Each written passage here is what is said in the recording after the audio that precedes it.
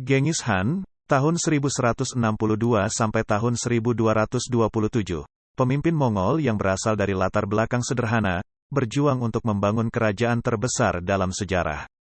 Setelah berhasil menyatukan suku-suku nomaden di dataran tinggi Mongolia, ia menaklukkan sebagian besar wilayah di Asia Tengah dan Cina. Keturunannya memperluas kekaisaran bahkan lebih jauh lagi, menaklukkan wilayah-wilayah yang terletak di tempat yang jauh seperti Polandia, Vietnam, Suriah, dan Korea. Di puncak kejayaannya, bangsa Mongol menguasai wilayah yang bersebelahan seluas 11 hingga 12 juta mil persegi, setara dengan wilayah Afrika. Meski banyak orang yang menjadi korban pembantaian saat invasi Genghis Khan, namun dirinya juga memberikan kebebasan beragama kepada rakyatnya. Menghapuskan hukuman yang kejam, mendorong perdagangan, serta menciptakan sistem pos internasional pertama. Pada tahun 1227, Genghis Khan meninggal saat melakukan kampanye militer melawan kerajaan Cina Sisia. Walaupun begitu, sampai saat ini lokasi makamnya masih belum diketahui. 1. Awal Genghis Khan. Temujin, yang lebih dikenal sebagai Genghis Khan, dilahirkan sekitar tahun 1162 di dekat perbatasan antara Mongolia modern dan Siberia. Menurut legenda, dia lahir dengan memegang gumpalan darah di tangan kanannya. Ibunya diculik oleh ayahnya dan dipaksa menikah. Pada saat itu, banyak suku nomaden di padang rumput Asia Tengah saling berjuang dan mencuri, sehingga kehidupan Temujin sangat sulit dan tidak terduga. Sebelum berusia 10 tahun, ayahnya diracun hingga mati oleh klan musuh. Klan Temujin sendiri kemudian meninggalkan dia, ibunya, dan 6 saudara kandungnya untuk menghindari harus memberi makan mereka. Tidak lama setelah itu, Temujin membunuh saudara tirinya yang lebih tua dan menjadi kepala rumah tangga yang menderita kemiskinan. Pada suatu waktu, dia ditangkap dan dijadikan budak oleh klan yang meninggalkannya, tetapi dia akhirnya berhasil melarikan diri. Pada tahun 1178, Temujin menikah dengan Borte, yang melahirkan 4 putra dan beberapa putri. Dia segera mulai membentuk aliansi, membangun reputasi sebagai prajurit dan menarik lebih banyak pengikut. Sebagian besar informasi tentang masa kecil Genghis Khan berasal dari The Secret History of the Mongol, yang merupakan karya tertua dalam sejarah dan sastra Mongolia, ditulis tak lama setelah kematiannya. 2. Genghis Khan berhasil mempersatukan Mongolia. Menentang tradisi, Temujin menempatkan individu yang lebih kompeten daripada saudaranya di posisi kunci serta mengeksekusi para pemimpin suku musuh. Dia juga memasukkan anggota yang tersisa ke dalam klannya. Dia memerintahkan agar semua penjarahan menunggu sampai kemenangan penuh dicapai dan mengatur prajuritnya menjadi 10 unit, tanpa memihak kepada kerabat. Walaupun Temujin adalah seorang penganut animisme, pengikutnya terdiri dari orang-orang yang beragama Kristen, Muslim, dan Buddha. Pada tahun 1205, dia berhasil mengalahkan semua rival, termasuk mantan sahabatnya, Jamuka. Tahun berikutnya, dia mengadakan pertemuan perwakilan dari setiap bagian wilayah dan mendirikan negara yang ukurannya sama dengan Mongolia modern. Dia juga diberi gelar Chinggis Khan, yang berarti penguasa universal, sebuah nama yang kemudian dikenal di barat sebagai Genghis Khan. 3. Genghis Khan membangun kekaisaran Mongol yang ditakuti dunia. Setelah menggabungkan suku-suku stepa, Genghis Khan memimpin sekitar 1 juta orang. Dia menghapus gelar aristokrat yang diwariskan untuk mengatasi penyebab perang tradisional antar suku. Selain itu, dia melarang penjualan dan penculikan wanita, melarang perbudakan terhadap orang Mongol, dan mengancam hukuman mati bagi pencuri ternak.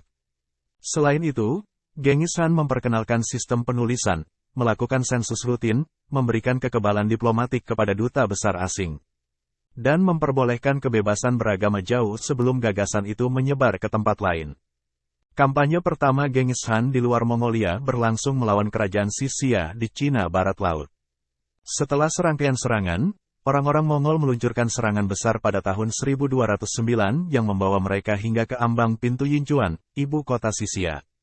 Berbeda dengan pasukan lainnya, bangsa Mongol tidak membawa kereta pasokan, melainkan hanya membawa cadangan. Tentara mereka hampir seluruhnya terdiri dari pasukan kavaleri, yang merupakan penunggang ahli dan mematikan dengan busur dan anak panah. Di Yinchuan, orang-orang Mongol menggunakan pasukan palsu, salah satu taktik khas mereka, dan kemudian melakukan pengepungan.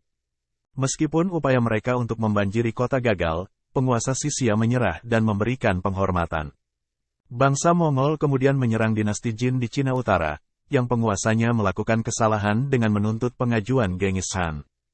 Dari tahun 1211 hingga 1214, orang-orang Mongol yang kalah jumlah itu menghancurkan desa-desa dan mengirim para pengungsi ke kota-kota. Kekurangan pangan menjadi masalah, dan tentara Jin akhirnya membunuh puluhan ribu petani sendiri. Pada 1214 bangsa Mongol mengepung ibu kota Zhongdu, sekarang Beijing, dan penguasa Jin setuju untuk menyerahkan sejumlah besar sutra, perak, emas, dan kuda. Ketika penguasa Jin kemudian memindahkan istananya ke selatan ke kota Kaifeng, Genghis Khan menganggap ini sebagai pelanggaran. Pada tahun 1219, Genghis Khan berperang melawan Kekaisaran Khwarezm di wilayah Turkmenistan, Uzbekistan, Afghanistan, dan Iran. Pada awalnya, Sultan setempat telah menyetujui perjanjian perdagangan, namun ketika karavan pertama tiba, barang dagangan dicuri dan para pedagangnya dibunuh. Akibatnya, Sultan membunuh beberapa duta besar Genghis Khan sebagai balasannya. Meskipun jumlahnya lebih sedikit, pasukan Mongol berhasil menguasai kota-kota Khwarezm seperti Bukhara, Samarkand, dan Urgench. Selama penaklukan, orang-orang yang memiliki keahlian seperti tukang kayu dan pembuat perhiasan biasanya diselamatkan, sementara bangsawan dan tentara lawan tewas. Orang-orang yang tidak memiliki keahlian khusus seringkali digunakan sebagai perisai manusia selama serangan berikutnya. Meskipun sulit untuk mengetahui jumlah pasti korban selama perang Genghis Khan, namun orang-orang Mongol terkenal dengan citra kekejamannya yang membuat orang ketakutan. 4. Kematian Genghis Khan dan kelanjutan kekaisaran. Setelah kembali ke Mongolia pada tahun 1225, Genghis Khan menguasai luas wilayah yang membentang dari Laut Jepang hingga Laut Kaspia. Namun, ia tidak beristirahat lama sebelum memusatkan perhatiannya kembali pada kerajaan Sisia yang menolak untuk menyumbangkan pasukan dalam invasi Khwarezm. Pada awal tahun 1227, Genghis Khan terjatuh dari kuda yang menyebabkan luka serius. Meskipun demikian, ia tetap melanjutkan kampanyenya, tetapi kesehatannya tidak pernah pulih. Ia wafat pada tanggal 18 Agustus tahun 1227, tepat sebelum Sisia berhasil dihancurkan. Genghis Khan berhasil menguasai wilayah 2 kali lebih luas dari yang pernah dicapai oleh orang lain dalam sejarah. Dan dalam prosesnya, ia memperkenalkan peradaban Timur dan Barat. Para keturunannya, seperti Ogode dan Khubilai, juga merupakan penakluk yang produktif. Dan mereka berhasil menguasai wilayah Eropa Timur, Timur Tengah, dan seluruh Cina, serta tempat-tempat lainnya. Bangsa Mongol bahkan berhasil menaklukkan Jepang dan Jawa sebelum kekaisaran mereka runtuh pada abad ke-14. Pada tahun 1920, pemerintahan yang dipimpin oleh keturunan terakhir Genghis Khan akhirnya digulingkan. Demikianlah cerita singkat mengenai salah satu pemimpin terbesar dalam sejarah. Wilayah kekuasaannya hampir sebesar Britania Raya dan dinasti yang paling berpengaruh pada zamannya.